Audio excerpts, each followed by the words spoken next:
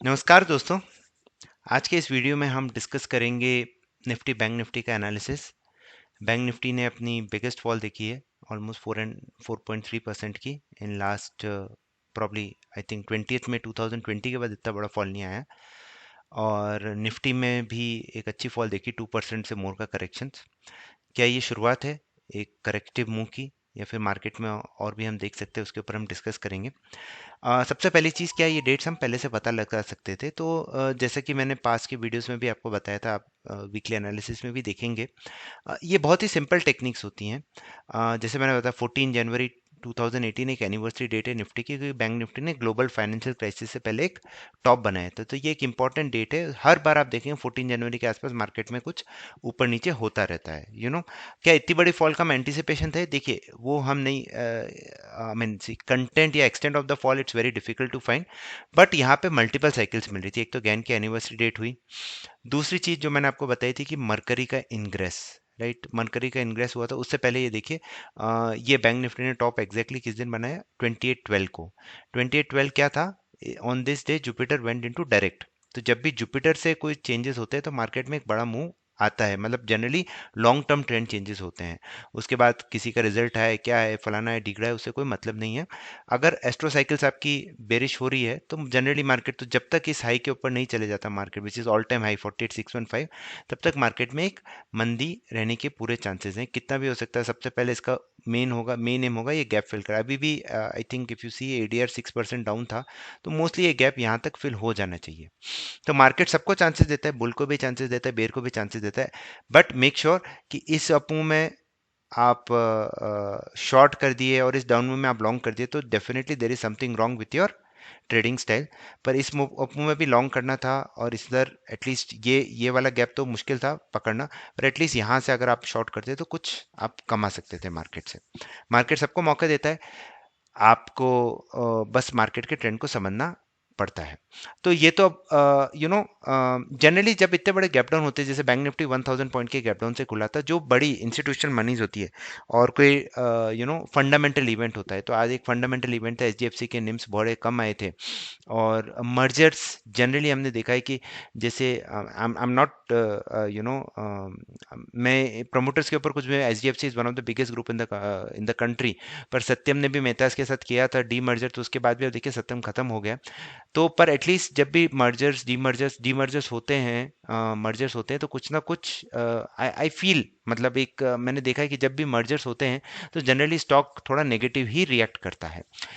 अब देखते हैं कि अभी आगे क्या होता है। पर अगर ये 6-7% और नीचे चल रहा है और आज एफआई ने 10,000 करोड़ की सेलिंग की है, तो देर आर लॉट ऑफ वो एक अर्ली एग्जिट के लिए ढूंढ रहे हैं। तो हो सकता है स्टॉक कल भी वापस 5-6-7% गिर सकता है, फिर एक वैल्यू बाइंग आ सकती है। We don't know where is the bottom. हमारे टेक्निकल्स और हमारे लेवल्स है, उसके ऊपर मैं डिस्कस कर लूंगा। पर ये हमने देखा था। अब मैं आपको मरकरी का इंग्रेस भी लगा के बता देता हूँ। तो जब भी एस्ट्रो और गैन की साइकिल दोनों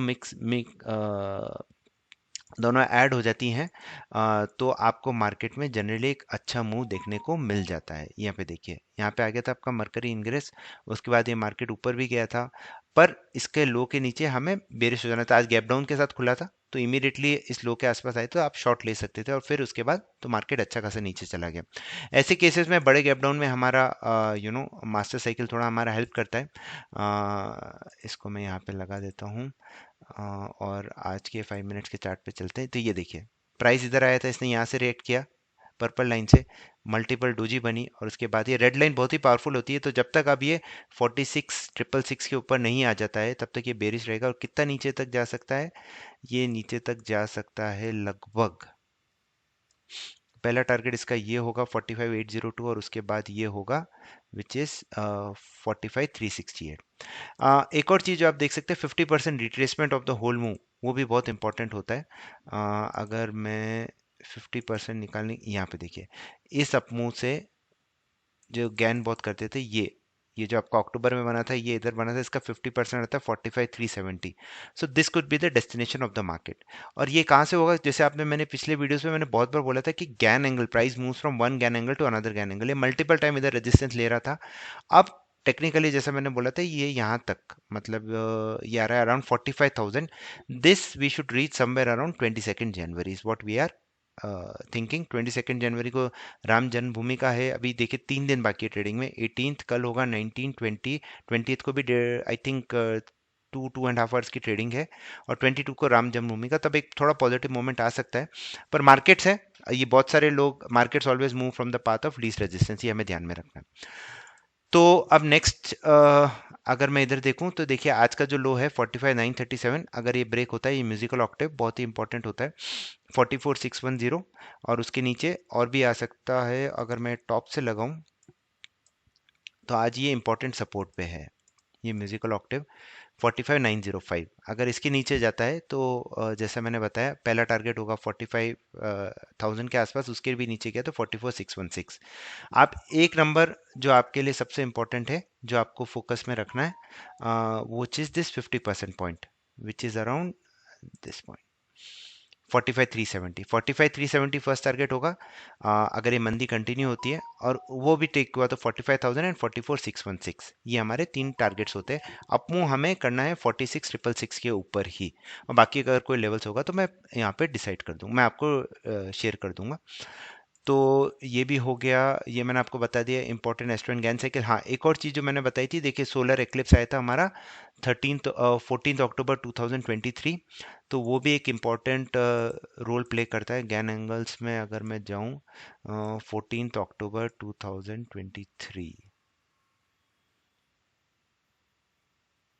तो देखिए जैन 13 एक डेट आ रही थी, जैन 13 को छुट्टी थी, 14 को भी छुट्टी थी, 15 16, तो मतलब इन डेट्स के आसपास जनरली हमने ट्रेंड रिवर्सल देखने को मिलता है। Because of HDFC bank result एक दिन का डिले हो गया, पर eventually we got a good move on down side.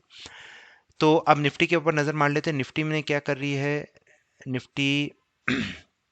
सबसे पहले निफ्टी की एनिवर्सरी डेट है 8th, तो हम देखते हैं 8th को क्या हो रहा है। निफ्टी 8th 8th 8th का यहाँ पे आता है, ये वाला 8th का लो है 21,492। तो कल अगर मार्केट 21,492 के नीचे चले जाता है तो देन बड़ा बड़ा कहाँ तक जा सकता है market. I think it will come to 2800, 21,700 से 21,800। इसका भी हम 50% देख लेते कितना आता है। मार्केट इतनी तेजी भागा है, कोई भी रिट्रेसमेंट आपको निकाल नहीं पा रहा है। इसको हम यहाँ पे लगाएंगे,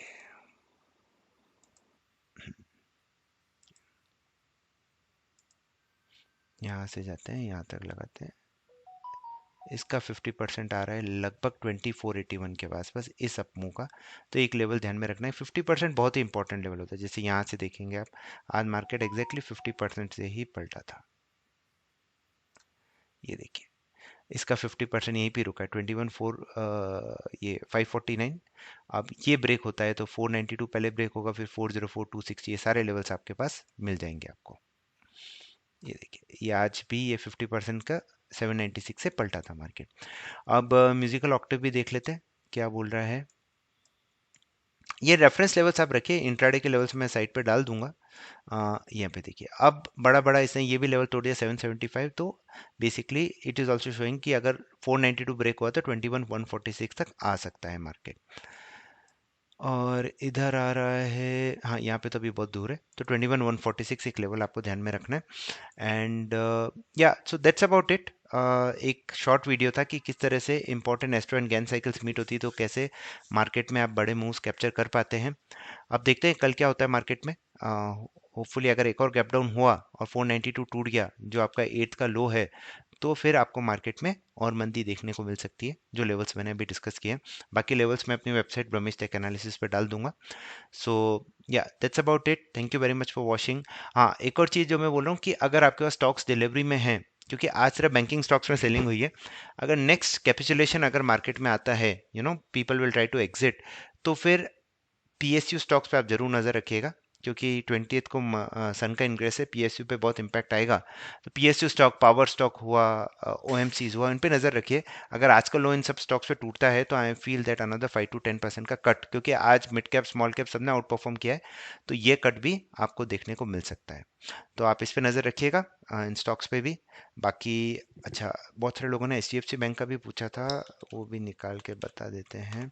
एचडीएफसी बैंक ये 200 मूविंग एवरेज तोड़ दिया है इसने।